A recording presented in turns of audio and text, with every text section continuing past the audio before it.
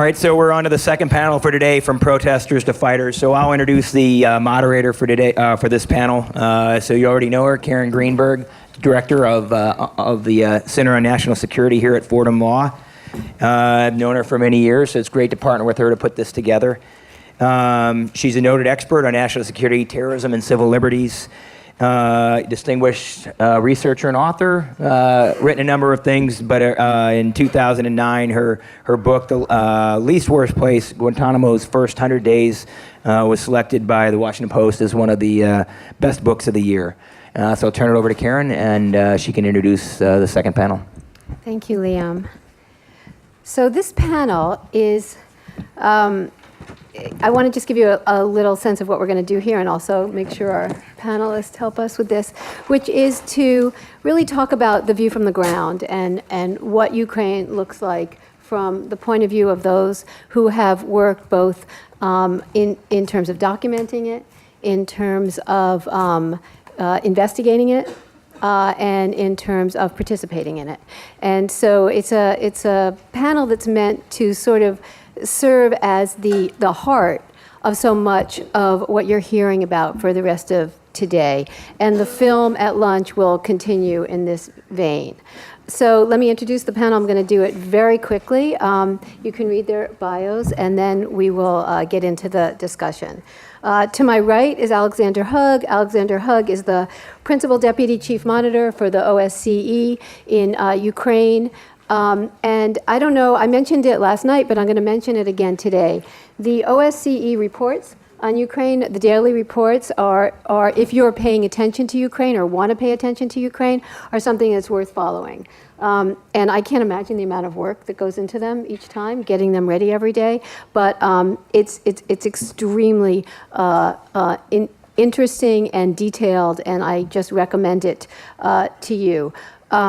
And so we'll begin with Alexander, but let me introduce the other panelists as well. Oleg Khomenok is a journalist who's worked in a variety of settings. He's now the Senior Media Advisor for Internews Network. And before that, he worked as well with Scoop, which is a project that is no longer in Ukraine, but you might want to talk a little bit about that is still in Russia, and that supports the work of investigative journalists, which I think we would be interested in hearing about. And then finally, to my left is Anna Kovalenko. And Anna describes herself as sometimes as an activist, sometimes as a revolutionary. It depends on what conversation she's in.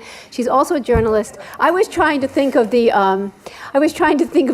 term that would encapsulate it all, and I think the term that encapsulates all is has become a spokesperson for and liaison to the world of NGOs, government aid organizations, et cetera, that really are dedicated to Ukraine's future. And I guess the way to say it is, whatever it takes, she's going to do. So I think I'm really looking forward to this. We're going to start with Alexander. Okay.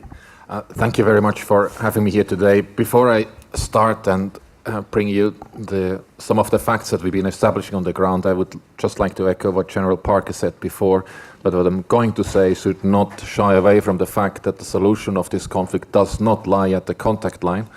It's mainly political, and in my current function, the thing I can say, it is not confined to Ukraine alone, and we should not look away from that when I now bring you and broadcast you these facts and figures that we establish in the eastern part of the country. One thing is also clear to us, and we have demonstrated it over the 4.5 years, that the military technical part of this conflict can be ended within an hour, overnight. The people on the ground tell us it is not their conflict. They don't understand why it is continuing, and the only thing is that what they want is that it ends. So there is no underlying dynamic that needs, at least at this stage still, to be reconciled in any way. And this is not a speculative guess that I make. It is what our monitors have been collecting over the past 4.5 years. Just to give you the latest update, and I just have been receiving before the latest observed violation of the agreement in the past 24 hours. This was 1,450 ceasefire violations from now 24 hours back in the Donetsk region, of which were over 200 with the use of heavy weapons in that area, and 120 on the Luhansk side. Yesterday, the numbers were similar high. Looking a year back to the exact same date, the numbers at the time were much lower. They were around the 200 threshold at the time. That shows that the conflict continues to fluctuate heavily. We see numbers in the 4 digits over several days. And then, as I've mentioned before, when mainly men in suit, decide in Minsk to recommit to an already agreed ceasefire, these numbers plummet down overnight to just a few 10, and mainly small arms fire, which doesn't cause that much havoc as the heavy weapons that are used otherwise. The challenge that the mission has at hand is quite formidable. The area that we monitor, we have monitors across Ukraine in smaller numbers. The vast majority of our 1,200 strong team is placed in eastern Ukraine in over 15 permanent presences along an almost 500 kilometer long contact line. The area there where most of the military activity takes place in Donetsk and Luhansk region is larger in size than my own country, Switzerland. We have in that area just about 700 monitors that monitor that vast area. That includes, apart from the 500 kilometer long front line, a 408 kilometer long unsecure border with the Russian Federation, and some 70 kilometers, however you measure it, down south at the Azov Sea. The biggest component that is being underreported, but has been mentioned rightfully so during discussions we had here, are the civilians that continue to suffer from this unnecessary conflict. The special monitoring mission last year has corroborated over 480 civilian casualties. That excludes combatants and members of the Ukraine Armed Forces, just civilians itself. This year alone, 190 up to date. So it's less compared to what we have been registering last year, composed of 40 civilians killed and 150 injured. And we have heard yesterday that over the weekend we had at least 3 kids being killed, what likely was a explosion of an unexploded ordnance or mine, and another 2 kids injured, and these have been added to that tally. As I've mentioned before, the civilian population clearly understands that it is not their conflict that they are suffering from, and that's very important to take along. The fact that 40,000 or up to 40,000 Ukrainians crossed the contact line on a single day is quite telling. Any other conflicts that I have seen, there the contact line is a division line where civilians would not cross. Here, that line that divides them and separates them from workplace, from their friends, from the schools, their universities, is an artificial line drawn that had not been existed before and which they still refuse to accept. Maybe 3 points at the end that I would put forward as standing recommendations that the OSCE has put forward, again acknowledging that the solution to the conflict is a political one, not necessarily a military technical one. First, the concerns of civilians on the ground must be taken first by any decision maker and by any advisory function that is added to those decision makers, and they sit in Moscow, in Kiev, and in certain areas of Donetsk and Luhansk, the signatories to the agreements. The second important part is that the very basic military technical arrangements made in Minsk, that is the withdrawal of the heavy weapons, those that kill and maim most, and the disengagement of forces and formation and hardware, 2 main measures foreseen in the agreements. If they would be implemented, not unilateral, mutually, at the contact line, they would reduce immediately the civilian casualty toll by 95%, we estimate, and would stop the destruction of infrastructure they depend on. And the last point, equally important, is that the other measure agreed in Minsk, that is that of mine action, would need to be fulfilled as well. We still see that not only old minefields are not being removed, we understand the military logic of these fields, but they're not being removed, and new mines are being laid continuously. To a vast degree, these are anti-tank mines, but also include anti-personnel mines, and it provides explosive devices. Thank you.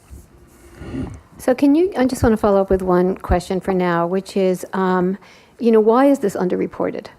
Why is the impact on the civilians, what's happening with the civilians, why is it underreported? The one question we are always being asked is, who is guilty? Who shot first? Can you prove the Russian presence in areas not controlled by the government? The question I've hardly ever been asked is, what needs to be done to protect the civilian population? So the political nature of this conflict also determines the question that are being asked.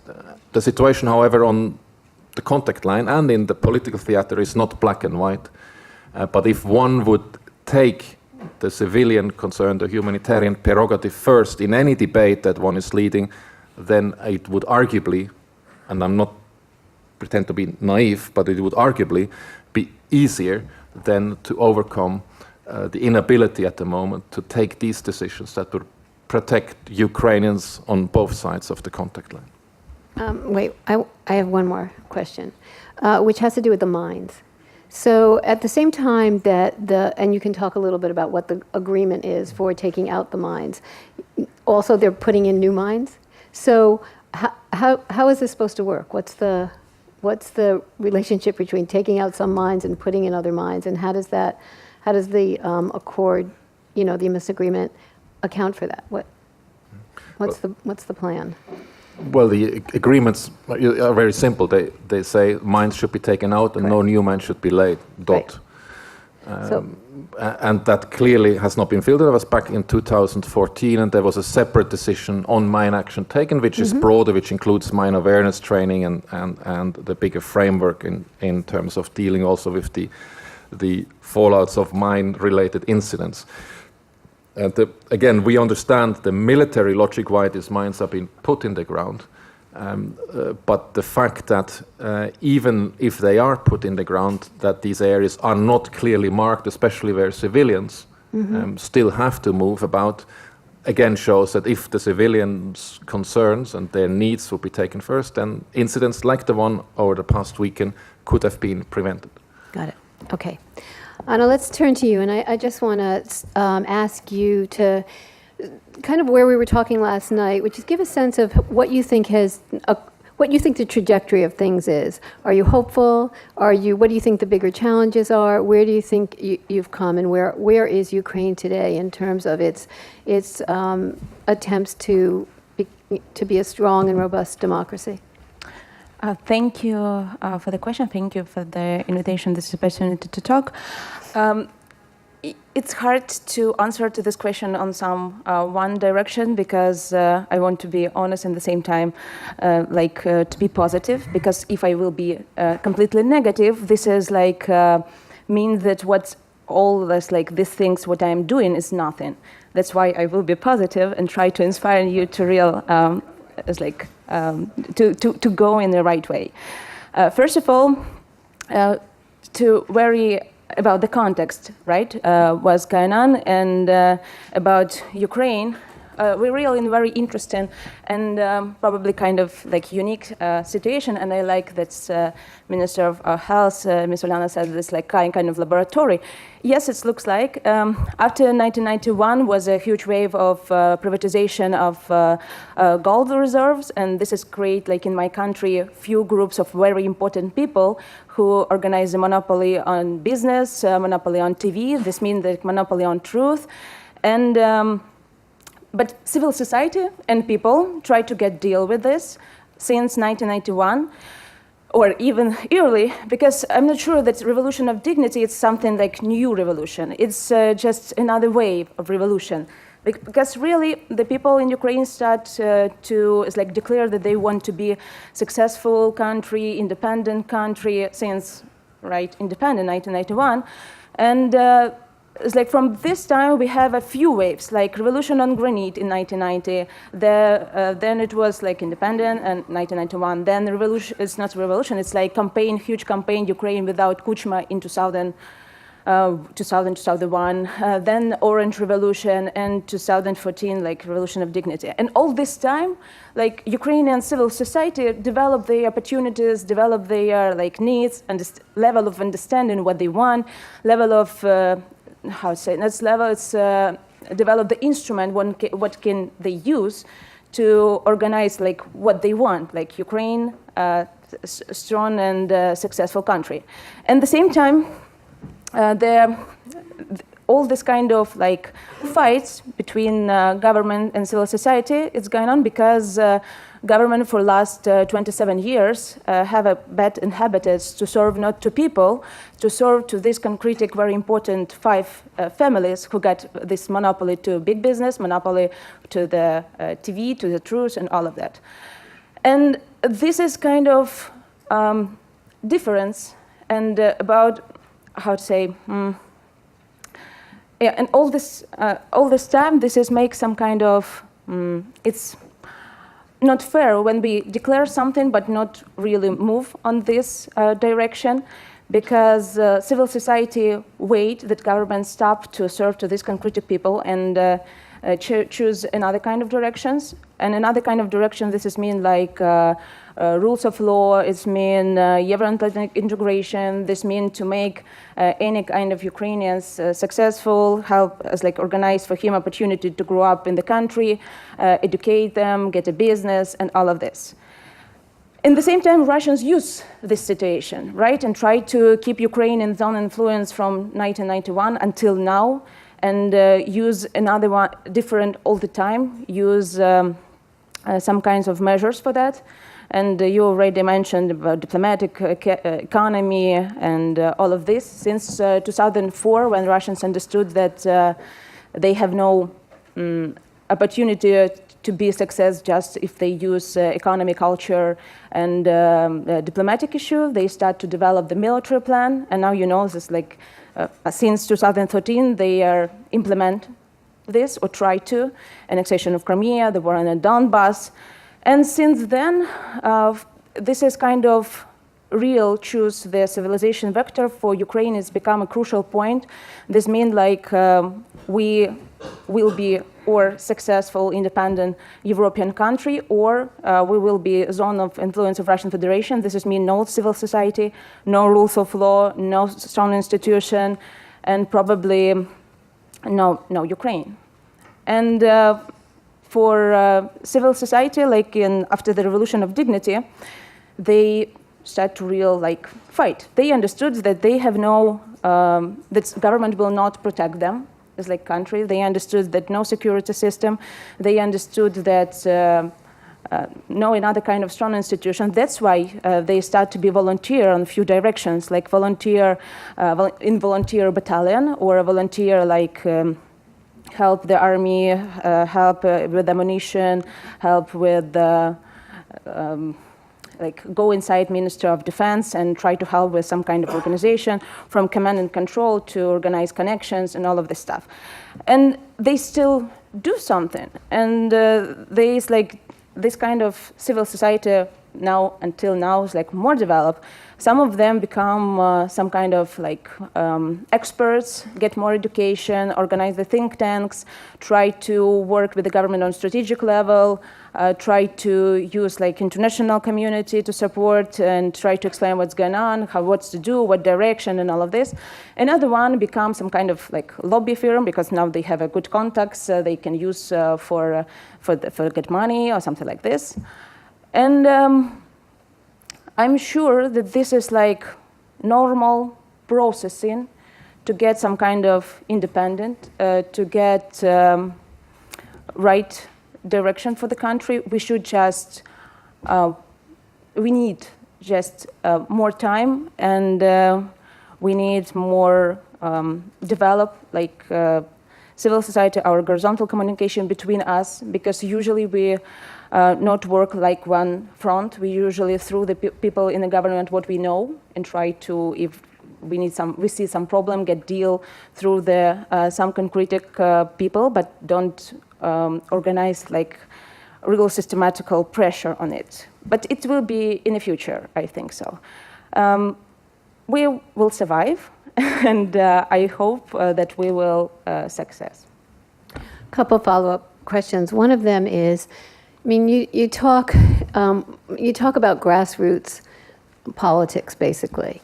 And I just wanted to know if you've given, I know you have, share with us your thoughts on the intersection between the grassroots politics that you've been engaged in and the upcoming elections, and how, you know, you see what can be done and what needs to be done that hasn't been done, and what is going on that you think will be important in the upcoming elections. I'm not sure that my English good. What do you mean exactly? That's the next circle of elections? Yes, the next circle, next year. It's quite challenges for Ukraine. We are good with the change of political circle, but not circle of policy. No. Okay, we are bad with the circle of policy, and probably good with the circle of politicians. It means like we change the politicians, right? But in the same time, we cannot to get this like policy in the same level. And I'm very afraid that it could be like we can go back with all kind of reform system. But this is like actually deal for me as like civil society. Don't give this opportunity to lose all that stuff what we did already and move forward from one point. And another point, like about elections, I think that people saw, you know, in 2013, people wants to do something, like wants to get better life, wants to change something. They was very, and still, but not all probably, very inspired, powerful, and thought that they can real to influence in the situation what's like going on in the country. And it's like I'm afraid that after this election, or like after all this 4 years, if they will have no any kind of result, concrete result, what they can feel themselves, they could be very disappointed. Mm-hmm. And this will be the biggest threats and challenges for Ukraine if the population and civil society will be disappointed and will understood that they try to do something and they cannot, they couldn't, and probably they will be afraid to do something like write things and organize the pressure to understand what they want and develop this in the future. Oleg, you've been paying attention for a long time. Alexander says that the information, there's a lot of information that isn't going out there. There was a question in the discussion after the first panel about information. You're a journalist. You have a couple, you know, you're both creating a new kind of journalism on the ground and trying to be the journalist at the same time and organize journalists and train journalists. Can you explain to me how you prioritize these roles and what you think the possibilities for reporting on Ukraine right now is what's possible, both on the political level and civil society, civilians? Yeah. In 5 minutes, no. Just In 5 minutes. So I would start with the question, do you know who is pessimist? It's well-informed optimist. And working in Ukraine, we are facing a lot of issues dedicated to the media. And I would rather start with the some points about the future of Ukraine. I agree with Ambassador Yovanovich, who said yesterday that Ukraine is going to the right direction. And my opinion is that sometimes it goes quite slow, and sometimes despite of the efforts of some governmental officials. And that creates a kind of tension between the civil society and the government in the which way and which approach of the further development Ukraine will take. I would say that for the further development we need to overcome several challenges or perform some tasks.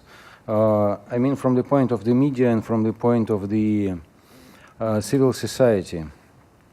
And The strategy of internal affairs might be set up with the just set up an order in your house, and which means transparency and good governance and reforms, justice and rule of law, which is important from the point of demand for justice that was shown during Orange Revolution and never been performed.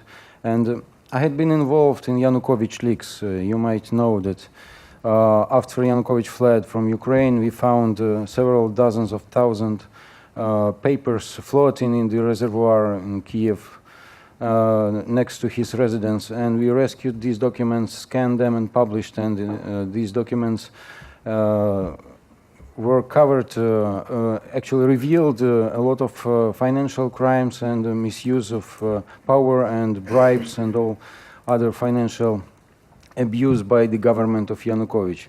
And during the last 4 years, nobody had been convicted. And I would say that also there is a need to have free media, developing civil society that might control the government and media, informing civil society how these taxpayers' employees are working. And it's really tough task to perform in a country where 50%, half of the GDP is controlled by 50 people. 50, the richest people in Ukraine have the wealth of half of the gross domestic product in Ukraine. That's the statistics. And which means that these nice guys are controlling the media. They are controlling the business, as Anna said, and that's hard to reveal the truth. And sometimes it looks like the revelation of the corruption in the media, which is quite clear task for the investigative reporting, are facing the blaming in non-patriotism. If you will cover the Ukroboronprom, and if you will reveal that Ukroboronprom purchased 10 tanks for the price of 20, you'll be blamed of revealing the state secret. And you will be blamed in undermining the state security and defense. And that's the issue for the media to work in this environment. And we have to remember that we are working in the information war and the covert war from the side of Russia. And during the last several years, several oppositional politicians or journalists were attacked or killed in Ukraine. And in most of cases, these crimes never been investigated. So that's the points that I wanted to stress. And I agree that with Minister Suprun that Ukraine is a kind of test lab for both sides. For Russia, where it's testing the information war technologies, the regular war tools and equipment, and we are facing this, and we need the support from the international community. Yeah, that's it. So I'm going to come back to the international community for all of you, but I want to just ask a question. When you say the journalists or the media organizations, given the amount of pressure that's placed on journalists, the way and the amount of threats and the amount of undermining that you've described, you know, what is the profession? What does it look like? Is recruitment done? Is there a sense that journalists are being weaned out, or is there a sense that there is some kind of movement towards better journalists in the country? I mean, what's happening in terms of the profession itself? Well, I would split the media as organizations and the journalists themselves, because Journalists. Journalists. There is a new generation of the journalists that came during last 10 years to the profession. And they are mostly working in Kiev and in the small towns or the oblast centers in Ukraine. And there is a trend that's also very similar to the United States. Getting fed up with the censorship of the oligarchs or political owners of their media, they quit the regular media and they are launching their non-profit organizations like investigative reporting centers or just general news websites, because we are living in the technological era, and it's easy to launch within 10 minutes the website and to start the media. And that creates the momentum for the creation of the real independent media. And what they need is the training, the knowledge and skills, what to do and how to do. And they might be the grassroots that will change the country and change the people mindset or develop the critical thinking of the people. That's crucial in the era of the propaganda and fake news. Got it. Anna, would you agree with that? Probably yes. But So that's hopeful.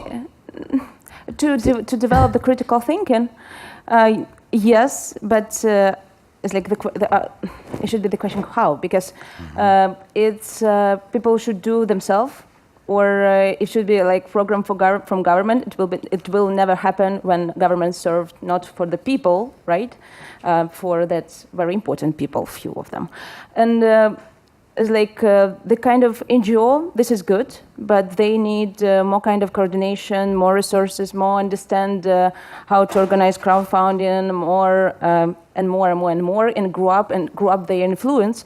Because actually, if compare like the auditorium of the NGO, which my colleague just mentioned, and the auditorium, what the biggest channel of Ukraine has, it's too big difference. And this is gets more time. Of course, Ukraine, like we're not Russia, and we don't use like the how it's called, informational weapon against our citizens, right? And they are not zombie. They are like have the opportunity to filter, have a chance to change the channel, have a chance to read the book, tell what they want, and all of this stuff. But in the same time, if NGO wants to organize like biggest influence on this, they should more develop themselves. Alexander, I'm going to ask you all this question, but to the theme that's kind of winding its way through today is you mentioned international organizations at the end and the importance of international organizations. Can you give us some specifics of exact steps that could be taken in terms of which organizations, not just NATO and the EU, and who's on board so far, and what you think the role of these organizations could be? Well, first on the role maybe, and I do see a development that not necessarily will help Ukraine, which is managing the problem but not solving it.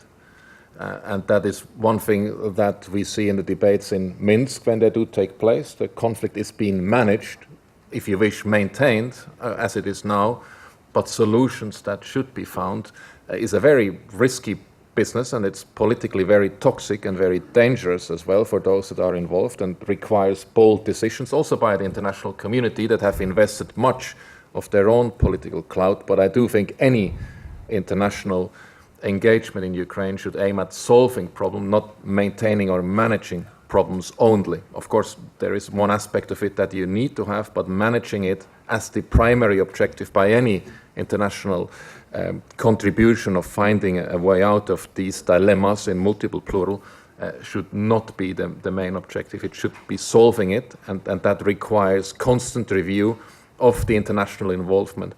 The OSCE, and of course I can only speak for my own organization, we as an organization have to review our engagement and to avoid becoming yet another problem for Ukraine ourselves.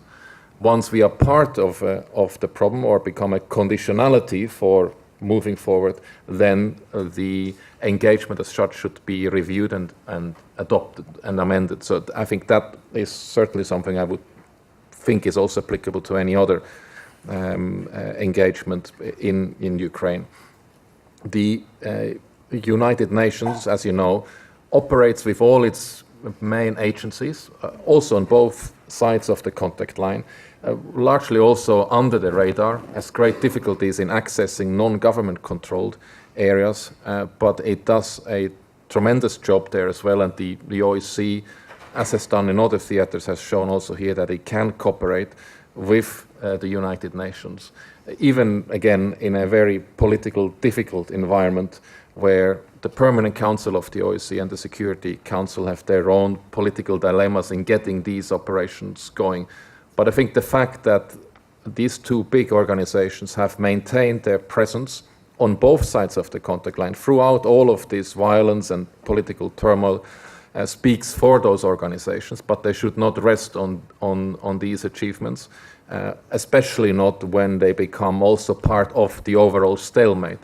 These organizations have to remain flexible and not, and I say it again, not become part of the development now. Otherwise, we start cementing the contact line, we start cementing with even good intention, what some political agendas try to impose onto Ukraine. And again, once that happens, then the international community becomes a problem for Ukraine, and that should not happen. So by all costs, the international community has to look on its own work, but Ukraine should also be invited to critically review the international activities that it has invited into Ukraine, and feel obliged, in fact, to criticize the international community on objective observation it makes once these organizations become a problem. That's really interesting. It's kind of interesting how this shift from solvable to managed, which isn't just unique to Ukraine, but kind of a way in which the international community thinks these days in a number of issues that are security related, which is managing rather than solving. I want to turn to you about the international, what can international liaisons, connections, colleagues do and in a helpful way, and what should they not do in a harmful way? Well, if to talk about the media, there is a good saying that the organized crime gets international and corruption gets international, transnational. And that means that the reporters should do transnational to reveal corruption and reveal the money floating. And I think that the transborder initiatives to reveal the corruption schemes should be supported to provide the broader overview of what's going on, not only in Ukraine, but with the other countries where the money are coming and ending up. I think that there is another point. A lot of money now are coming to Ukraine to restore the eastern Ukraine, the regions that suffered from the war. And my colleagues did several investigations revealing the misuse of this money. The foreign aid is just sometimes stolen or misused. And that's the role of the media in revealing of this kind of schemes is quite crucial. But also the task for the foreign donors is to check whether this money are spent properly and in the right way.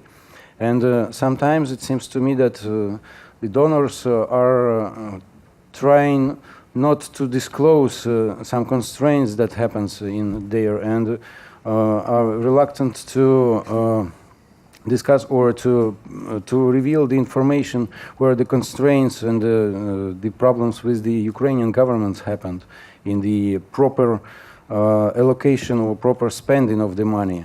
And I think that the communication in this sphere is quite important between media and the foreign donors and foreign governments.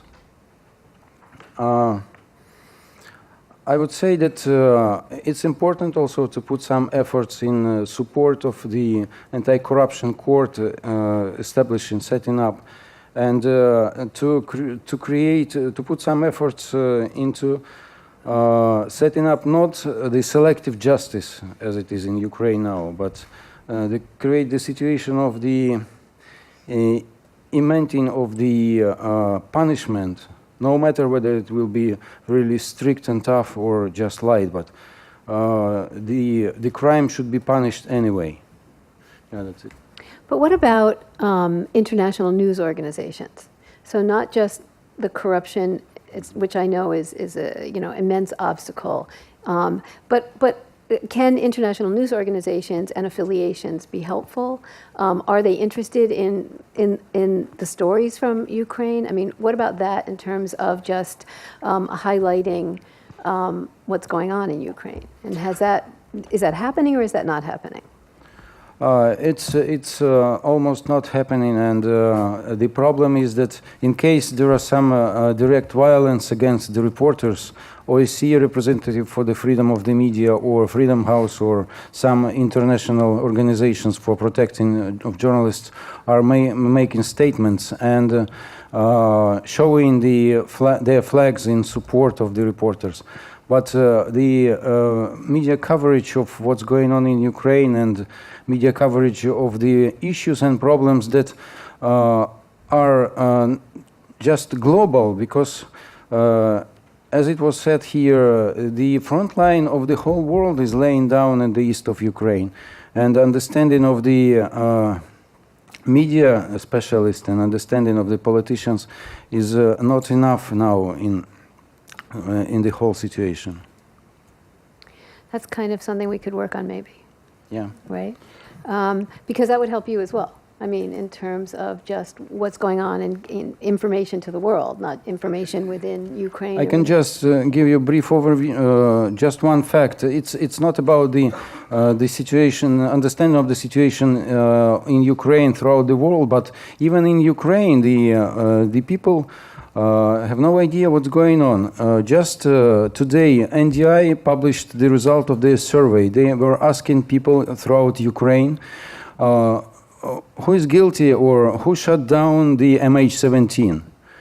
And Western Ukraine, 20% of the people who were interviewed said that it's Ukrainian Ukrainian armed forces. Kiev and Central Ukraine, 35%. And in Eastern Ukraine, 52% believe that that's Ukrainians who shut down MH17. The good news is that the average is 37%. Good news is that last December it was 46. Goodness. Anna, you've had a lot of exchanges with people in the United States and people with elsewhere. A lot of them being women's groups, a lot of them being NGOs or think tanks. How is this helping your work? How could it help your work more? And just talk a little bit about that conversation you've been having. Yes, if continue our discussion on this issue, it's it's like for us, like civil society in Ukraine, very important this kind of support from foreign community, and this kind of support of exchange of mind, of instruments, of experience. It's make help on few directions, give us like new ideas and some kind of psychotherapy. And if you think that's like people understand you, you feel, oh, okay, I'm right, I'm in the right place and I move in the right direction. And in the same time, this is very crucial, important, and right now, because pre-election period, like when we talk about like civil society and how they like develop the instrument, since 2013, this civil society was so active and so powerful that government decided to be ahead of this process, and they create their civil society stars and try to organize this kind of fake cooperation between government and civil society to show that some kind of process and exchanges going in right direction, but it's not. But it's not. And with this, the main things, what's important on this direction, that international community should get and cooperate with any kind of civil society in Ukraine, not just the pro-government stars or something like this, and help them to be, it's like even they are a little crazy, or to help them to stay, to be independent, to help them to be like influence in a good way, because, and to organize this right democratic, because they are very important now, it's like on creation the democratic and civilian control in my country over the security forces, defense forces, and all kind of like reform process in what we have. Because even now when we talk about like peace, for example, right? And at the same time in the country we have a lot of things what's going on, like reform on that, reform on another one. Like this kind of diplomatic meeting our like president have, or prime minister or minister or something like this. But we as like just general population, the country, we don't know. It's like next day we will be closer to the peace on Ukraine position from Ukraine perspective or not. Where are we going? Like what is the end result? And I think we should work with the foreign community to create some kind of like, get a deal about some kind of vision, because to have this kind of vision and to survive, like we want to like develop and survive and to be success, right? Alexander, yesterday the International Crisis Group released a report on eastern Ukraine, basically, and on what was happening with civilians, civilian casualties, damage generally. And it was rather harsh on Ukraine as well as on Russia. Can you talk a little bit about that and how to think about those conclusions, and just give us some guidance on how that came about? Yeah, I can't The speak ICG, sorry. I can't speak on behalf of the drafters of that report. The facts are the following. The vast majority of the civilian population affected by the conflict lies by definition of that contact line in areas not controlled by the government. The large city of Donetsk lies on the non-government controlled side. The large city of Khorlivka, both of these cities pitch to the contact line lies on the non-government controlled side. There is no large city on the government side that borders the contact line. The contact line is where the fighting theaters are located, and the two cities I've mentioned before are 2 out of the 5 main hotspots where on a single day up to 90% of all the fighting does take place in the middle of these built-up areas. It is through the definition of this line that most of the damage and civilian casualties lie on the non-government controlled side.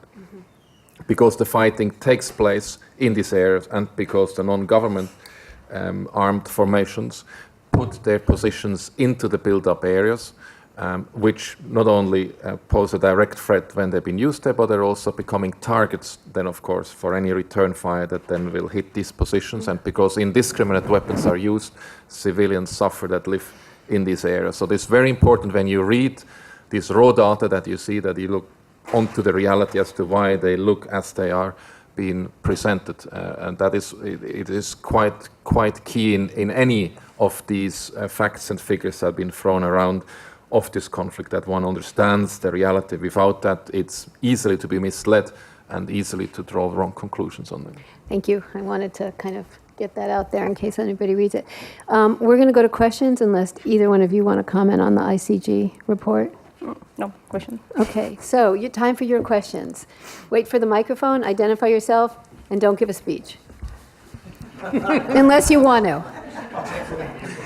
Anders Åslund at Addy Council. On the media, the big problem is that all the 3 big American newspapers cover Ukraine entirely with Moscow correspondence, which should be impermissible. Yeah.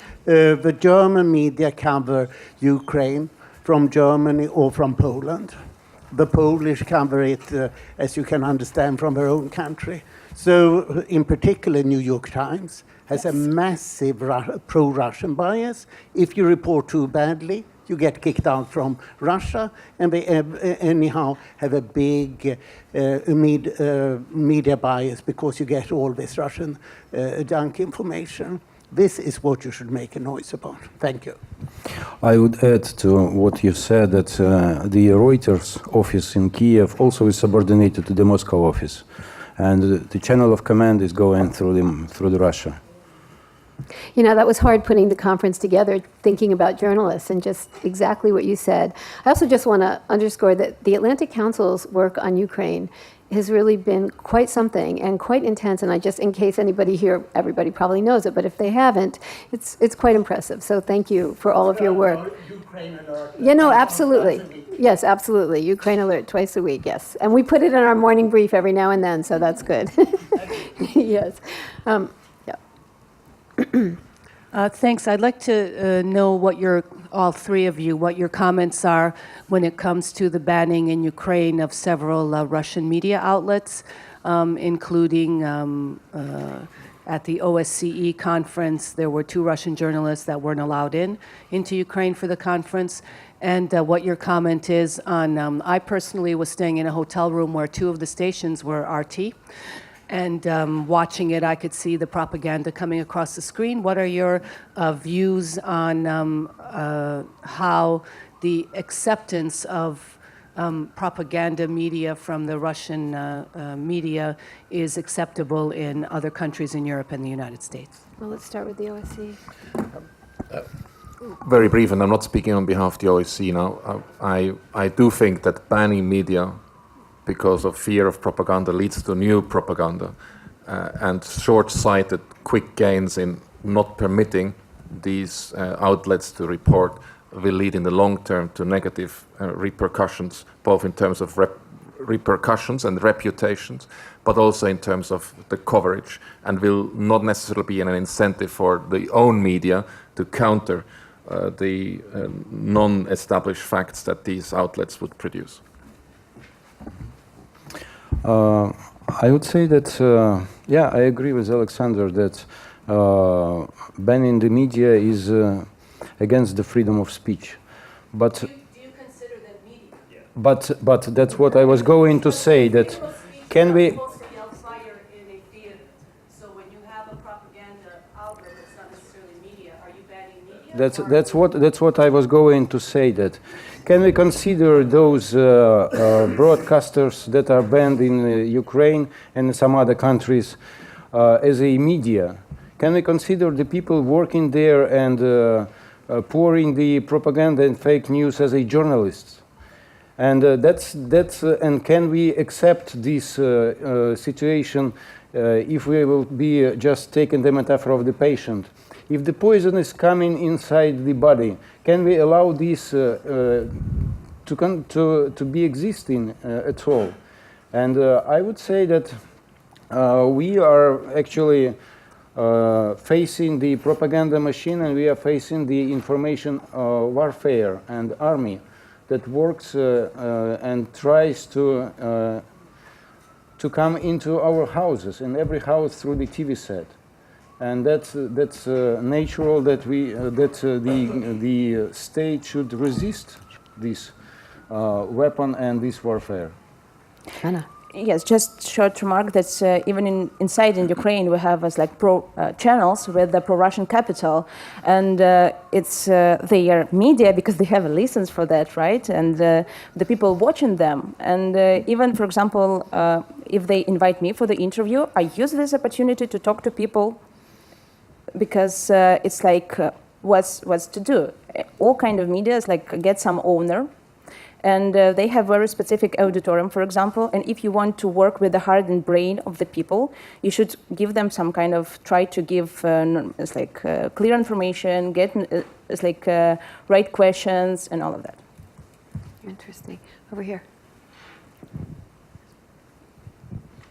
Hi, my name is Marina Prichodko, and I'm director of the Volya Institute for Contemporary Law and Society.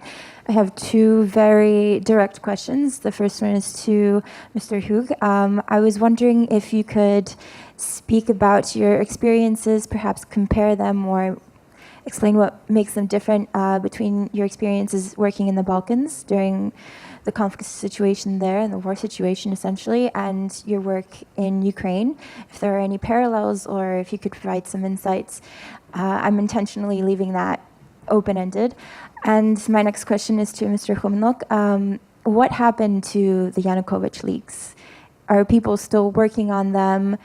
Could you provide a sort of status update if you are aware of what is going on with them now? Thank you. My very brief advice is not to compare conflicts directly and take direct lessons from one to the other, for one fact that this conflict is entirely different, as I've mentioned before. We see no underlying group dynamic as we have seen it in the Balkans, where religious ethnic groups would be an underlying cause for the upperlying political cause, which is not yet in existence in Ukraine. There is, of course, one commonality between all of the conflicts that I have seen is that civilians in the end suffer most, regardless of the cause and motivation of keeping the conflict afloat. Oleg. Yeah, to respond to your question, I can say that about 26,000 pages had been published, and now the whole archive is stored on the OCCRP, the Organized Crime and Corruption Reporting Project website. These documents resulted with about 50 or more investigations that were published by different media in Ukraine and abroad. All originals we transferred to the Prosecutor General Office, and every year on the February 23rd, the date when we discovered these documents, we are getting a request for information to the Prosecutor General asking what is the status of investigation. And every consecutive year we get in the response that it's still investigating and we can't reveal any information because of the secret of the investigation. Over here. I'd like to ask the panel a question regarding the information. Please identify yourself. Oh, I'm sorry. My name's Cadet Kilpatrick. I'm from the United States Corps of Cadets. I'd like to ask the panel about the more sinister Russian information campaign that's being carried out within the region. And I was wondering how pervasive that Russian information campaign and how pervasive Russian propaganda is in the social media spheres, especially in the Ukraine. And I was wondering how aware the Ukrainian people are of that campaign, if they are at all. Thank you. Oleg, that sounds like it's for you.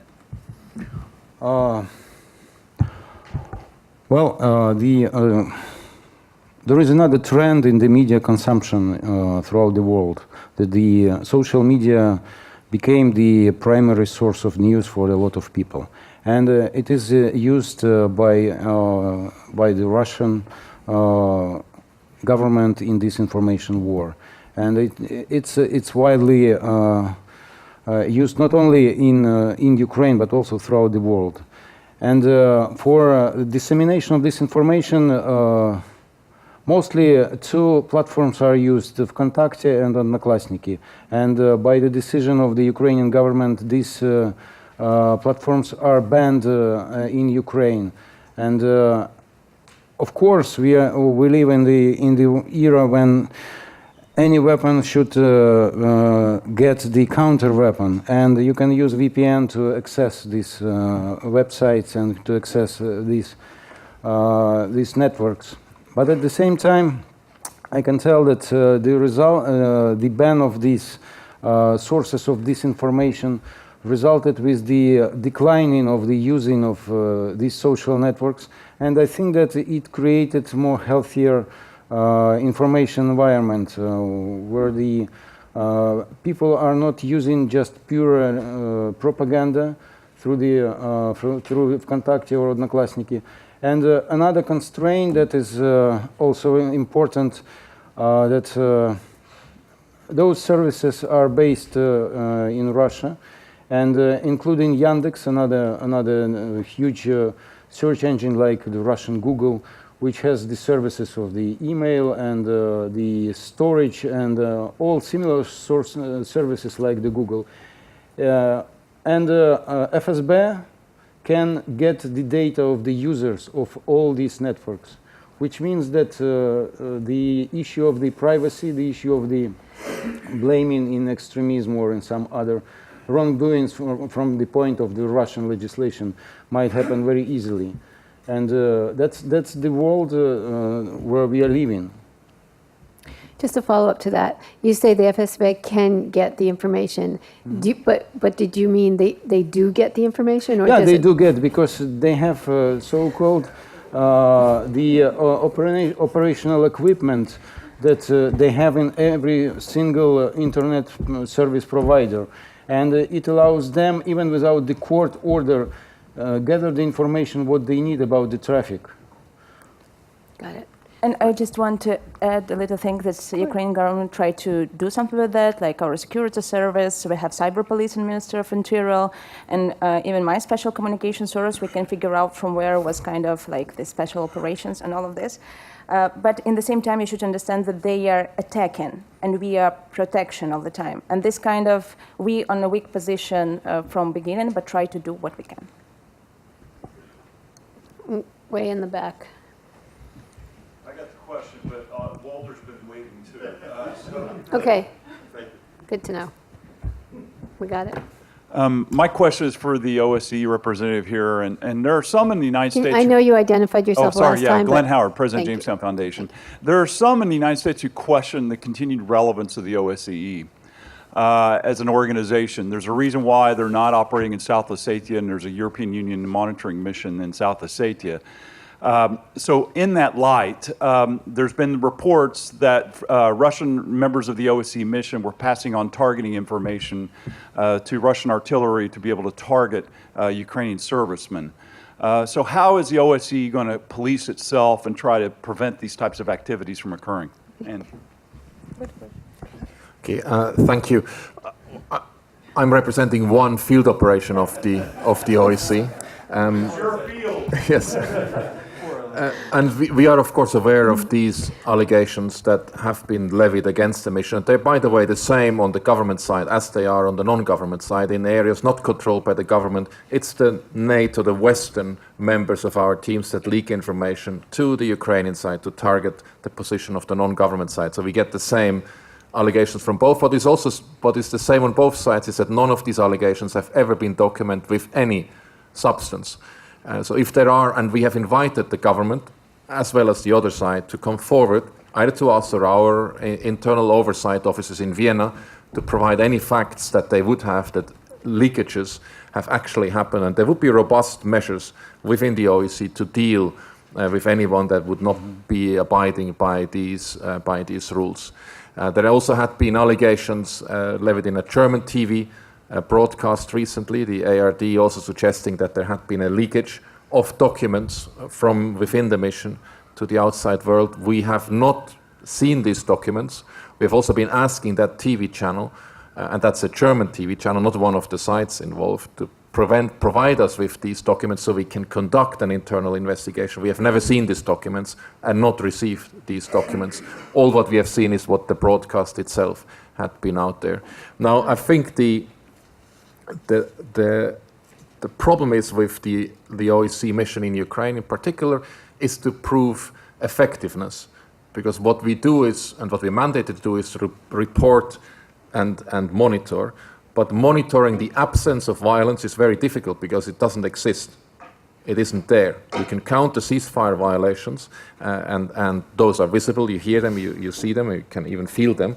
But the absence of conflict cannot be documented properly, and therefore it's very difficult to make the case that the relevance of the organization, specifically this field operation, is still there. But I would argue that the mission has contributed to the containment of the conflict. That's certainly for one. We also have contributed to some awareness, and I referred to discussion on the media before, by clarifying some of the facts. If it would not be for the OSCE, it would be a big black hole that he would have in areas not controlled by the government, because he wouldn't know what's going on. Anyone else would be able to dictate what the news would be out of these areas. I would also argue that the large scale, coming back to the question on comparing with other conflicts, of large-scale human rights abuses and issues like mass disappearances or mass abuses, that they have not taken place in a large scale, may be attributed to a contribution by the OSCE, by simply being present with lots of monitors all the time around almost every corner in these towns. And one thing that is not seen, because it's also difficult to report, is that the OSCE our operation, invests almost 50% of its patrols that are out. Up to this day, this year, we have sent out 20,000 patrols.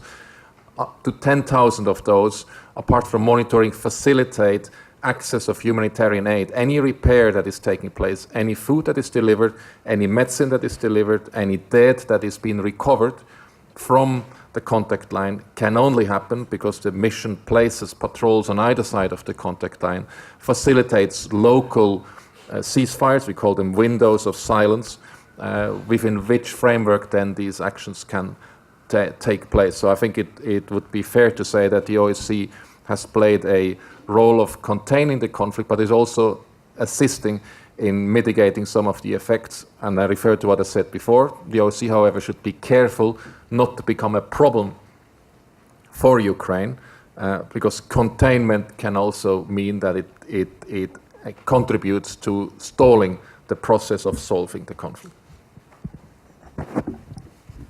Actually, I think this table is going to be a troublemaking table. I'm going to, instead of picking on Alexander, I'm going to pick on... Can you identify yourself? Yes, Walter Zaritsky, Center for U.S.-Ukrainian Relations.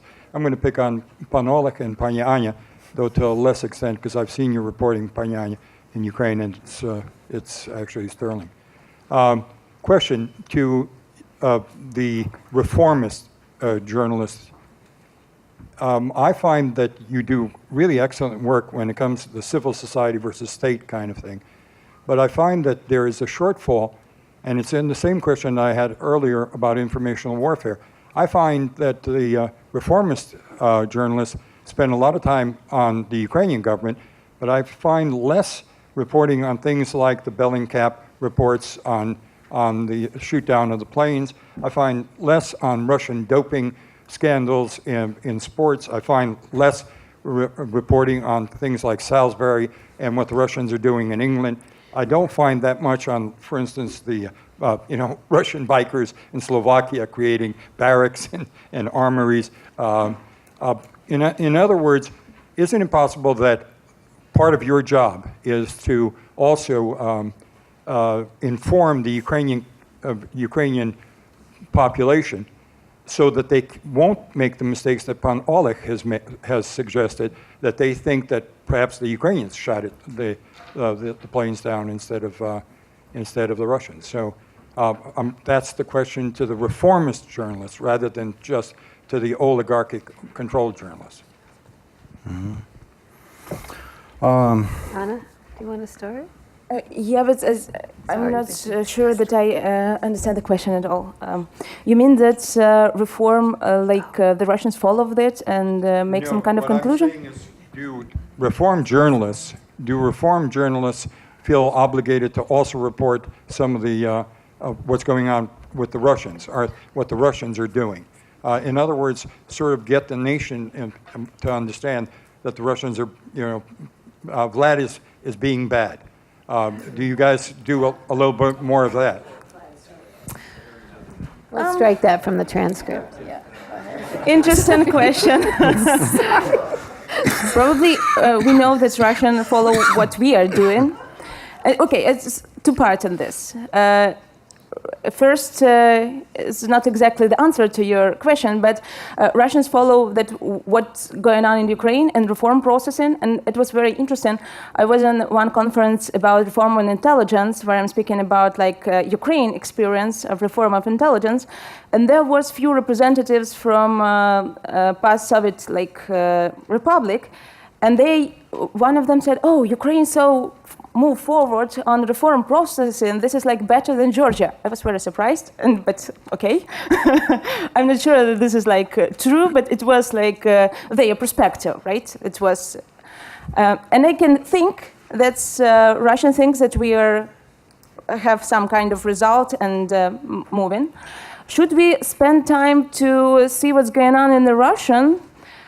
Probably yes. I'm all time try to read what another people writing about that, but in the same time, there's what's Russia, right? It's a weak institution and more if you want to understand what's going on, you should know about like elites around like the people who make a decision, what they like business interests and all of this. This is not about reform in Russian. You know, this is more about kind of relations between groups, elite groups. And I have no opportunity to get this information myself because I'm like person non grata in the Russian Federation, you know. And it's interesting what's going on inside. But this is not about reform. Did I answer your question? No, I'm saying I agree with you that you've done a wonderful give you a job chance, about don't worry. reforms. I'm saying that informing, one of the things that you have to do with the Ukrainian population is to inform them about what a country that has just invaded you is, or even here, I can't say invaded you. We have to play the hybrid thing, has been doing some serious damage in your neighborhood. Do you feel obliged to report that as well? Can I answer another one? We have statistic, like Ukrainians know about the Russians. And the statistic looks like that 22% of Ukrainians, they think that the biggest problem for the country, this is war. And this is pretty big number because this is not about the money, some economical stuff, like prices in the shop. This is war, and they exactly know who is like invaded and what is this, because their family died, neighbors died, and all of this stuff. Another things, like 12% from this people who answer on this question think that this is not problem for the country, that this is their personal problem. And people know already what is Russian. This is about death. This is about make Ukraine their territory. This is about no independence, no strong institution, no rules of law. They probably, another kind of category of people, they had a memory. And they was in Soviet Union, and probably they have another kind of experience. Thank you. Oleg. I would say that the group that I'm working with is doing a lot of stuff dedicated to the Russian Federation. The reporters from the team that I'm a member in participated in the Landromat investigation. That's about the money that came from Russia to Moldova. Then the $1 billion had been laundered through the Baltic banks and then disappeared. And this is part of the Magnitsky case as well. And that's what, and actually the people who set up these proxy companies were from Ukraine and from Kremenchuk and from small towns from Ukraine. And the reporters actually found these people and those people, and they said that we just sold our passport data, and they had no idea that they are billionaires. And yeah, that's the way that we are trying to cover what's going on in the neighbor country. And you know, there are several constraints. As Anna, I'm banned to enter Russia and Belarus since 2012. And it's really hard if we want to do the professional coverage of what's going on in Russia. We need to evaluate all the risks that are that we can face going there, and that's the problem for a lot of my colleagues. And even to Crimea, I can't go to Crimea. I spent half of my life in Crimea, and I have relatives there. I have an apartment there. I can't get my home. Since the annexation. And it's not possible to work there officially because you have to get the accreditation in the Ministry of the Foreign Affairs in Moscow to go to Crimea to work as a reporter, as a Ukrainian reporter. If to work in compliance with the Russian legislation that they pretend to set up in Crimea, and even having the accreditation of the Foreign Affairs Ministry, you are not safe and secure from the violence there if you will try to reach to get any information that is will not be liked by the FSB or some other law enforcement agencies. So we have a few more questions. First, Alexander has something to say. Then we have a few more questions, and we're going to round it up, and we're going to take them all together without the answers. So go ahead. Just very quick also to add on what has been said, I think the international community, the media, and the authorities in Ukraine need to be better to explain the headlines that have been put to them from the outside world and not letting it slip through and stand there unexplained. I give you two quick examples, recent ones, not from the Donbass, but from elsewhere in Ukraine. There had been a large headline creating hysteria on a molesting of the Hungarian minority community in Western Ukraine. The Special Monitoring Mission has dispatched its patrol there and has publicly reported that the situation is calm. Yes, there had been one isolated incident on one cultural object, and that we have also established as fact, but nothing else happened. And we were there weeks in, weeks out, and have been reporting about this has not been used in any way by the media. Just last weekend, in the same area, the Ukrainian forces have conducted large-scale exercises in these areas where the Hungarian community lives. This has created an avalanche of speculative guessing in the social media, cleverly used by others in explaining that now the armed forces trying to place and locate special battalions in these areas, but nothing had been explained, neither to the international community nor to the public. There was an announcement on the website of the Ministry of Defense, but it wasn't good enough to explain and to deal with any rumor-mongering, speculative guessing. And I think there everyone should learn more and try to invest into explaining some of these headlines in some more detail, because they take a life on themselves otherwise. Thank you. Okay, our last roundup. Anybody who speaks for more than a minute will get a look from me.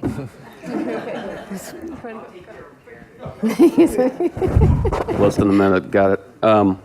Michael Koppen, I direct CNA's Russia Studies program.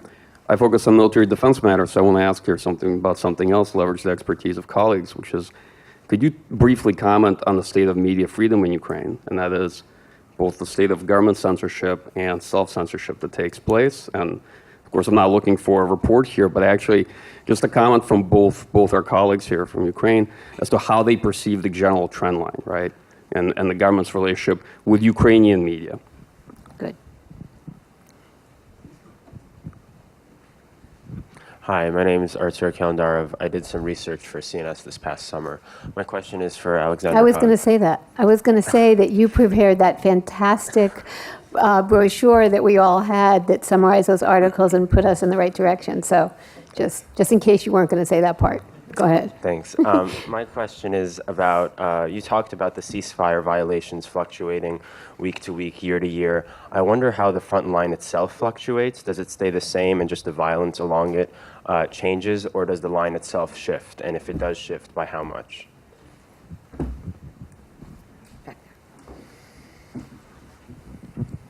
My name is Tanya Milic, and I work in U.S. politics, and I'm here to learn. And my question is, no one has mentioned how Ukrainians perceive America, and particularly how they perceive the president.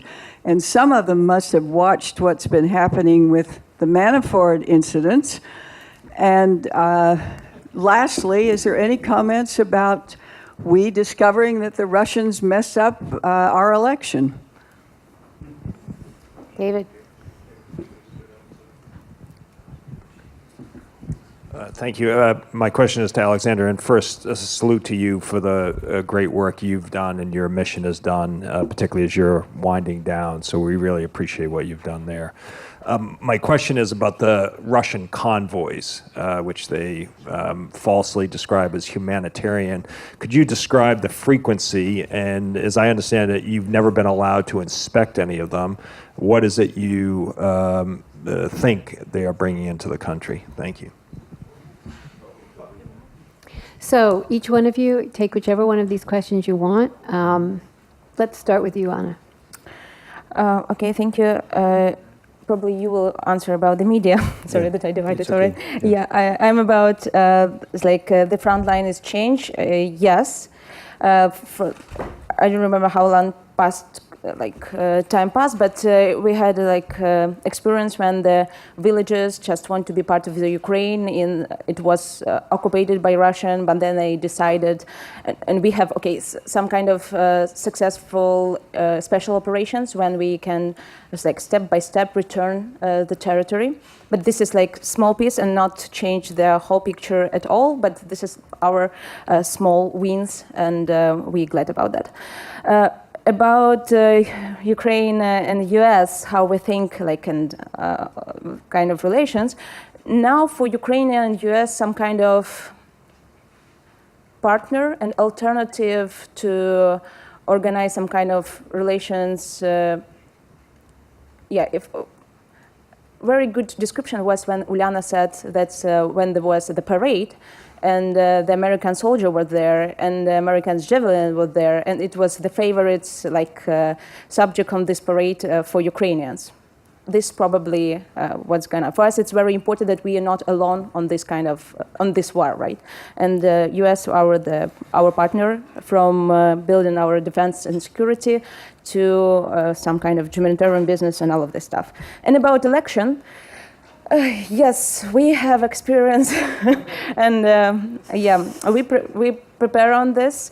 Our security service, our special communication service, we understand that this is kind of lessons learned to every the world, because like Ukraine will be, as like we mentioned already, laboratory for where Russians try to like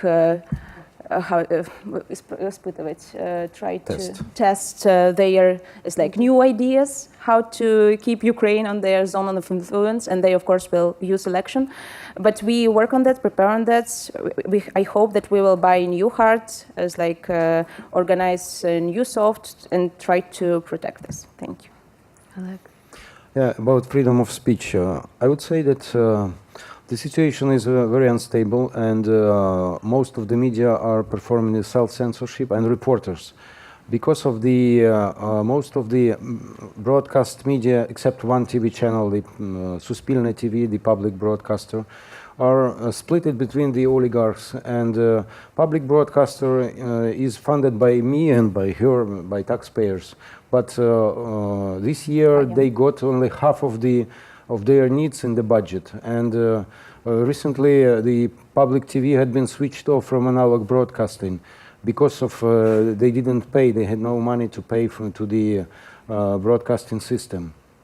And also the number of attacks against the reporters, both physical and cyber attacks, is growing, and this is partly the result of impunity, because none of the attacks on the press and activists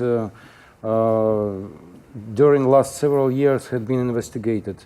Almost 3 years ago, our colleague Pavel Sheremet had been car bombed in the center of the city of Kiev, and this murder still is not investigated, and nobody had been found. And the impunity results the growing of the crimes against the reporters.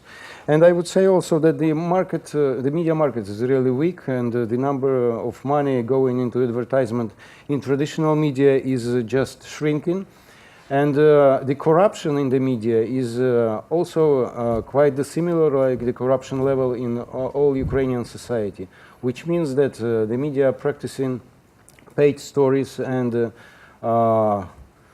there is a saying that nothing would cost more than something that would never been published, and it goes about not only just paid stories, but also a kind of information record when the reporters are coming to the people and saying, we have some information, what would you cost to you not to be published? And that's also a kind of practice, not very widespread, but that's the way the media are working in Ukraine, and that's a big problem. Contact line. The September agreements of 2014 have outlined a Minsk line, but you find it very interesting that that line never has been made public. That's the first line that has been agreed, but it isn't public. Right. In February 2015, a de facto line has been agreed as well. This was where they stood at the time. However, the reality now looks different. The line that we now refer to as the contact line is the medium line between the last positions on either side, all along that contact line. In some instances, this line is the same as this de facto line or the 2014 line, even though nobody really knows what had been agreed at the time. In most cases, however, it had been shifting quite significantly in the beginning of the conflict. The last major shifts of the lines we were registering up to summer 2016. What happened now is what Anna has outlined is moved towards that de facto line as it is today, where the sites move closely towards that line, closer to one another, which is a recipe for more violence because the closeness and proximity of the positions create more tension, which often results in fighting. Convoys, we regularly are notified about the convoys when these so-called humanitarian convoys. As we have no executive mandate, we have no ways to inspect these convoys when they come in. As I've mentioned elsewhere, one should be very careful as taking the obvious as the transport mean and being distracted by these obvious announced convoys. As you know, and good readers of our report will know, every day we see hundreds of normal civilian trucks crossing the unsecure border between Ukraine and the Russian Federation. We have no idea what is in there. Each of those could contain any type of supply. We don't know what is in there. It doesn't need to be in those humanitarian convoys. What is more, we have also seen recently, we have seen trucks before leading up to the unsecure border, especially during winter time, where there is no official crossing. And we have just recently seen at least 3 convoys entering, exiting Ukraine in the middle of the night on dirt tracks, off-road, highly organized, in areas where there is no formal border crossing. Now, what I'm saying is that I think the focus on these humanitarian convoys is probably a welcoming distraction from the facts that happen elsewhere along that 408-kilometer long unsecure border. I'm not going any further here, but our reports speak a very clear language there. Thank you. Never let a conference organizer moderate. That's my takeaway from this session. But it was a good discussion. It's lunchtime. Lunch is in the back. You get it, come back to your tables, because we have a real treat for you at lunch, our Emmy-nominated celebrity here today, Yevgeny. So see you soon. Thank you to a wonderful panel. Thank you.